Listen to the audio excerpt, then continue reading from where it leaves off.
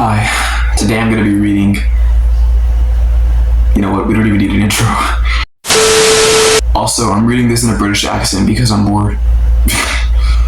Chapter 1. The Old Sea Dog at the Admiral Benbow.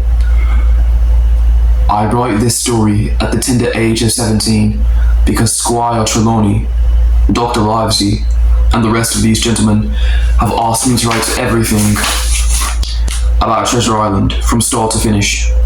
I think back to the time when my father ran the Admiral Benbow Inn, and of that brown old seaman with a saber cut who first took shelter under our roof. I remember him clearly, walking to the inn door, followed by a man who was pulling along a hand-barrow in which he had put his sea chest. He was a tall, strong and heavy man, his pigtail falling over his dirty blue coat, his hands rough and scratched with black, broken nails, and a saber cut across one cheek. He looked around the area and sang that song he would always sing in a high voice. 15 men on a dead man's chest, yo-ho-ho and a bottle of rum. Then he tapped the door with a stick he carried, until my father opened it. He asked for a glass of rum, and when he got it, he drank it slowly, as if he was enjoying the taste. "This is a handy cove," said the seaman to my father. "Do you have a lot of visitors?" "No, not too many," replied my father. "Well, I like this place," said the seaman. He called out to the man pulling the barrow. "Here, you, matey, bring my chest over here. I'll be staying here for a while." He turned to my father. "I'm a very simple man. All I will need is rum and bacon. You may call me Captain, and this is for your services." He threw 3 or 4 pieces of gold near the door.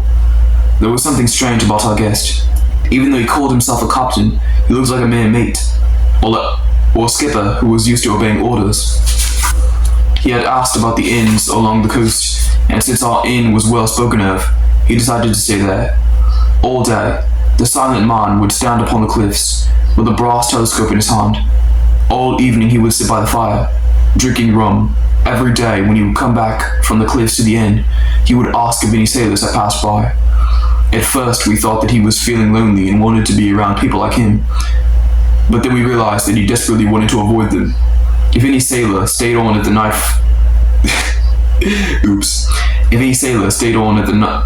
the inn for a night, bloody heck, mate, he would observe them through a curtain for a bit before entering the room. One day he took me aside and promised to give me a silver penny on the 1st of every month if I kept an eye out for a seafaring man with one leg. The idea of a man with only one leg terrified me. I started having nightmares of him. Sometimes, when the captain drank a lot, he would either start singing old sea songs, or he would order drinks for everyone and ask them to sing along with him. The house would often echo with yo-ho-ho and a bottle of rum. The people only sang because they were afraid of the captain. Whenever he drank too much, he would become very angry if nothing happened his way. He would not allow anyone to leave the inn until he went to bed himself. What frightened people most were his stories. He would always tell stories about hangings, or walking the plank, or storms at sea. My father always said that the inn would be ruined as people would stop coming there, but I always thought that his presence brought a lot of excitement into the quiet country life here. In one way, we did think the inn would close down, for we stayed month after month until all the money was gone. If my father asked for more, the captain would just stare at him until he left the room. The captain never changed his clothing, never spoke to anyone, unless it was with the neighbors, or when he drank too much. And in all this time, none of us ever knew what was in his sea chest. One afternoon, Dr. Livesey came to see a patient.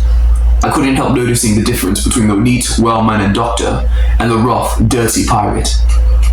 Suddenly the captain started singing, 15 men on dead man's chest, yo-ho-ho and a bottle of rum. Drink and the devil had done for the rest, yo-ho-ho and a bottle of rum. Dr. Livesey looked up angrily at the captain for a moment before he started speaking to his patient. When the captain slammed his palm on the table, everybody in the room became silent, all except Dr. Livesey, who continued to talk with his patient. The captain shouted out, "Silence there, between decks!" "Were you talking to me, sir?" asked the doctor, and when he got a yes as a reply, he added, "Sir, if you keep drinking like that, you will die." The captain was furious. He took out his knife and tried to pin the doctor with it, but the doctor didn't even move a muscle. He told the captain, "If you don't put away your knife, I will make sure that you are hanged." The doctor added, "I am not only a doctor, but also a magistrate. If I hear any complaints about you, I will see that you are severely punished." Soon after saying that, the doctor left the inn. For the next few evenings, we saw only good behavior from the captain. Was that a good British accent?